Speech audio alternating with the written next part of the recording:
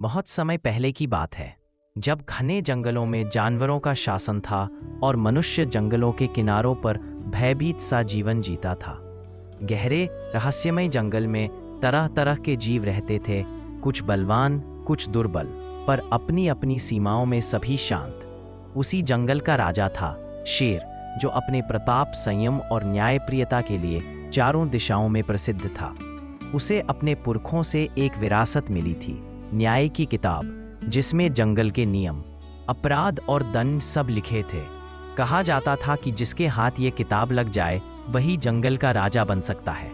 शेर इस किताब को अत्यंत आदर से संभाल कर रखता और उसी के अनुसार न्याय करता, इसलिए जंगल के सभी जीव सुखी थे।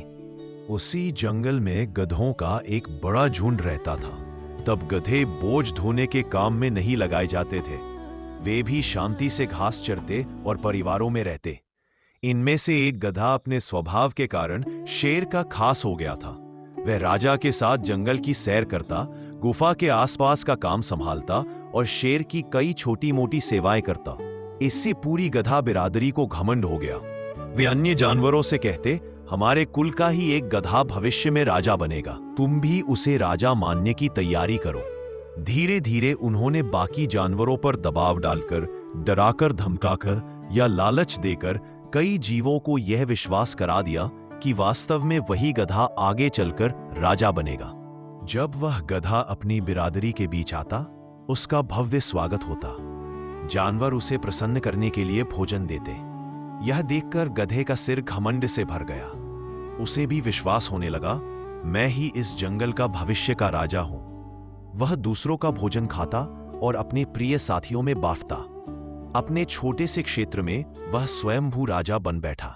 एक दिन उसके मन में लालच ने जन्म लिया, जब सभी मुझे राजा मानते हैं तो क्यों ना असली राजा बन जाऊं। उसने अपने अनुयायियों को बताया, यदि मैं शेर की न्याय की किताब ले आऊं तो पूरा जंगल मुझे ही राजा मानेगा।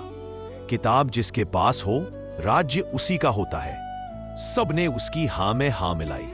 एक दिन गधे को मौका मिला और वह चुपचाप शेर की गुफा से न्याय की किताब को उठा लाया। शेर जब तक उसे ढूंढता रहा, गधा अपने साथियों के साथ जंगल में घूमता रहा। वह उत्साहित होकर बोला, देखो, किताब मेरे पास है। कुछ जानवर उसकी बातों में आ गए। कई जानवर समझ नहीं पाए कि क्या हो रहा है। कुछ डर गए और कुछ बिना सोचे समझे खुश होने लगे। गधा बेहद उत्साहित था। उसे लग रहा था कि उसने बहुत बड़ी उपलब्धि हासिल कर ली है। गधा सैकड़ों की भीड़ लेकर शेर की गुफा पर पहुंचा। शेर ने किताब उसके हाथ में देखी तो उसकी आंखें क्रोध से लाल हो उठी, परंतु उसने संयम रखा और शांत स्वर में कहा, यदि ये प्राणी तुझे राजा मानते हैं तो मुझे आपत्ति नहीं। आओ अंदर चलकर मैं अपना पद तुम्हें सौंप दूं। भीड़ के समर्थन से घमंड में डूबा गधा उछलता कूदता गुफा में चला गया। जैसे ही वह भीतर पहुंचा, शेर ने एक ही पंजे में उसे धर दबोचा। गधा चारों खाने चित हो गया। शेर की दहाड़ से पूरा जंगल कांप उठा। फिर वह बाहर आया और बोला, जो स्वयं को राजा बनने योग्य समझे सामने आए। कोई आगे नहीं बढ़ा। फिर उसने गधे से कहा, विश्वासघात की यही सजा है। मैं सभा के समय किसी को नहीं मारता, इसलिए तुझे छोड़ता हूं, परंतु आज के बाद तू और तेरी बिरादरी का कोई भी जीव इस जंगल में दिखाई दिया तो जीवित नहीं बचेगा। न्याय की किताब में यही दंड लिखा है। डर से थरथराते हुए गधे ने अपनी पूरी बिरादरी के साथ जंगल छोड़ दिया।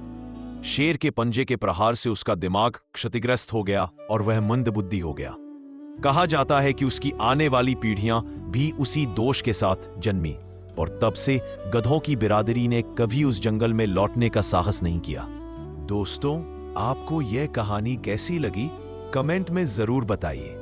अगर पसंद आए तो लाइक और शेयर करना न भूलें और ऐसी ही नई व रोचक कहानियां सुनने और देखने के लिए चैनल को सब्सक्राइब कर लीजिए।